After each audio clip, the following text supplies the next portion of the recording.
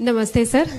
मैं प्रीति Sharma, central university Gujarat से। मेरा सवाल ये है कि 2047 में हम भारत के अंतर्राष्ट्रीय संबंधों को किस रूप में देखते हैं, क्योंकि विदेश नीति तो नित बदलती रहती है, उसका हम भविष्य नहीं सोच सकते अभी, लेकिन अंतर्राष्ट्रीय संबंध, क्या हम एक गांव से अंतर्राष्ट्रीय संबंधों को जोड़ेंगे या फिर हमारे भारतीय ज्ञान परंपरा के साथ हम अंतर्राष्ट्रीय संबंधों को जोड़ेंगे या कुछ और स्वरूप होगा?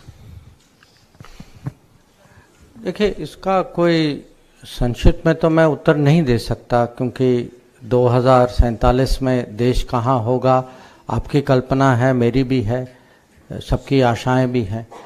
पर आप थोड़ा इस पे सोचें कि हम तो अगले 25 साल में 100% थर्ड लार्जेस्ट इकोनॉमी तो होंगे, तो 20 से 5 नहीं,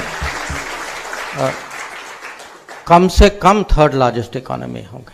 हाँ, ओके। तो और फिर आप ये भी देखिए, टेक्नोलॉजी को देखिए कि टेक्नोलॉजी के लिए अब हर चीज़ टेक्नोलॉजी पे चलती। एक ज़माने में हम गाड़ी चलाते थे, अब गाड़ी में बिना चिप्स के गाड़ियाँ बनती ही नहीं। और चिप्स माने वो एम्बेडेड नॉलेज है उसमें। तो जो कहते हैं कि knowledge economy, technology driven lifestyle, उसके लिए टैलेंट चाहिए, उसके लिए ह्यूमन रिसोर्सेज चाहिए, उसके लिए क्रिएटिविटी चाहिए। और मैं ये कह सकता हूँ बहुत माने विश्वास के साथ कि इसमें भारत का रोल जो है, भारत का शेयर जो है वो बढ़ेगा, क्योंकि अगर आप डेमोग्राफी और टैलेंट देखें तो एक किस्म से वो हमारी एक स्ट्रांग पॉइंट। उसके अलावा वो हम पर डिपेंड करता है कि जितना देश में जितनी प्रगति होती है बाहर दुनिया, क्योंकि दुनिया जो है अभी भी आप हैरान होंगे कि कितने डिटेल में लोग हमें फॉलो करते।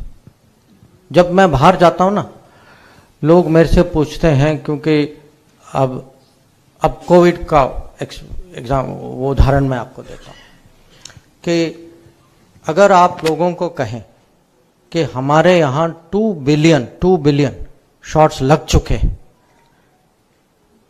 अब वो आंकड़े जो हैं माने अभी भी लोग हैरान हैं। और ये नहीं कि शॉट्स लग चुके हैं, कि वो किस ऑर्गेनाइज तरीके से लगे कि जब हम अपना टीकाकरण कर रहे थे, हमारे यहाँ जितना हम दुनिया की मदद कर सके वो भी हमने कोशिश की। और शुरू से जो उसकी ऑर्गेनाइजेशन जो थी शुरू से, और सर्टिफिकेशन जो थी वो डिजिटल था। वैक्सीन से ज़्यादा, एक तो सचमुच दुनिया मानती है कि मेड इन इंडिया वैक्सीन के अलावा इन्वेंट इन इंडिया वैक्सीन भी था, और उसका जो लगाने की प्रक्रिया जो थी वो डिजिटल था, कि ऑर्गेनाइजेशन की जिसकी बारी है कहाँ जाएं, किस समय में, first shot, second shot, third shot, certification उसका। क्योंकि विकसित देश भी उनके डिलीवरी में वो बना तो पाए या हम खरीद पाए, पर उसको शॉट इन द आर्म जो है वो इतना आसान नहीं था, और उसकी जो सर्टिफिकेशन जो करनी थी वो तो और भी मुश्किल था। तो दुनिया हमें बहुत माने बारीकी से देख रही है कि जब हम कहते हैं कि हमने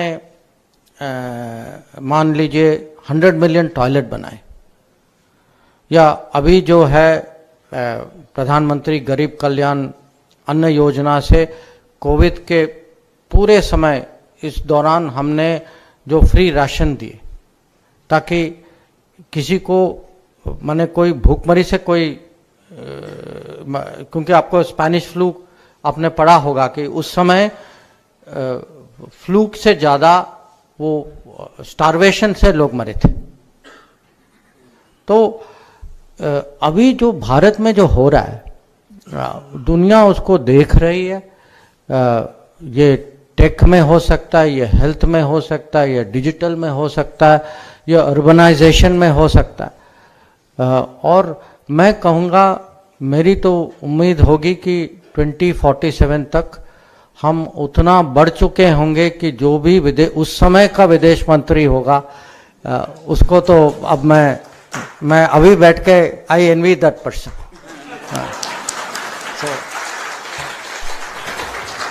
last question. Namaste, sir. My name is Shivam Dave. I'm currently a fellow in the Smart Cities Mission, Ministry of Housing and Urban Affairs. Sir, I aspire to be a career diplomat, like you. International relation sir मेरा रसप्रद विषय है, जिसके लिए मैं सोच रहा था कि मैं यूएन जैसे ऑर्गेनाइजेशन के साथ में काम करूं, उनके यंग प्रोफेशनल्स प्रोग्राम में. But sir since quite a few years question please. Yes, sir. So, sir, since the last few years, sir, India is not participating in such programs. तो sir आने वाले वर्षों में क्या हम वैसे कार्यक्रमों में भाग लेने वाले हैं? Sorry, which kind of programs? Sir, UN's young professional programs or World Bank's young professional programs, such programs? No, that's correct. It's a good point. We have been participating in such programs, maybe not in enough numbers. मुझे लगता है कि young Indians go out more, populate international organizations. That is something good. उनका खुद experience होगा. They will also bring Indianness to international organizations. We have to realize value of international organizations. माने एक किस्म से वो दुनिया को चलाते तो नहीं है, पर उनका प्रभाव दुनिया पर काफी होता है. So the more Indians we have there, it is good. We would encourage this. So don't only think of becoming diplomat in India. Seriously, अगर आपको लगता है you have a chance to actually also go on the world stage professionally, it is a very good thing. You will be serving your country by doing that. Hello, नमस्ते sir, मेरा नाम साक्षी है. Sir, एक Indian citizen और एक पंजाबी होने के नाते मेरा एक सवाल आपसे ये था कि रिसेंटली मैं पंजाब अपने होम टाउन विजिट करके आई थी और वहाँ पे कितने सारे बैनर्स ऐसे थे, गाड़ियाँ ऐसी थी जब खुलेआम कुछ रेडिकल एलिमेंट्स जो पास्ट में से रहे हैं, जैसे कि जर्नैल सिंह भिंडरावाला, इन सब के पोस्टर्स सरेआम लगे हैं. और हमारी ऐसी यूथ है जो ऐसे देशों में जाके अपॉर्चुनिटीज़ लेती है जिनके एमपी खुलेआम, मतलब ऐसे लोगों को एमपी बनाया जाता है जो खुलेआम इस सोच को सपोर्ट भी करते हैं.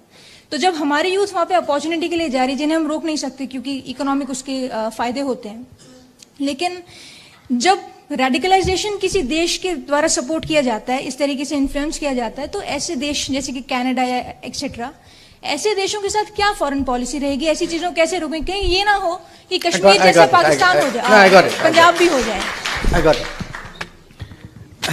आप ट्विटर फॉलो करते हैं? हाँ, करते हैं ना? Did you see my tweet yesterday? If you haven't, I would recommend. पिछले 2 दिन में एक फैशन चल रहा है सिंगल वर्ड का ट्वीट. हाँ, तो मुझे लगा कल कि मैं भी एक सिंगल वर्ड ट्वीट कर लूं, तो मैंने एक वर्ड ट्वीट किया, एकता. मैंने ट्वीट किया क्योंकि मैं स्टैचू ऑफ यूनिटी पर था, तो मुझे लगा इन आवर कंट्री एकता is very important. And that is why Statue of Unity is very important. Or most often when I come to Gujarat, I come there because a lot of my work is associated with that. And ये देखिए, again मैंने कहा ना कि world is very competitive place. अगर हमारे यहाँ आपस में कोई डिविजन्स हो, ये लैंग्वेज के हो सकते हैं, धर्म के हो सकते हैं, एथनिसिटी, जो भी हो, दुनिया में ऐसी ताकतें होंगी जो उसका फायदा उठाना चाहेंगे और पहले उठा भी चुके हैं. माने अवध में जब आए थे वो ऐसे ही आए थे, वो माने बट कहीं ना कहीं उनको 2 लोग लड़े, वो बीच में घुस गए, किसी का फायदा उठाया और उन्होंने अपना काम कर लिया. So it is very important for us at home Ekta.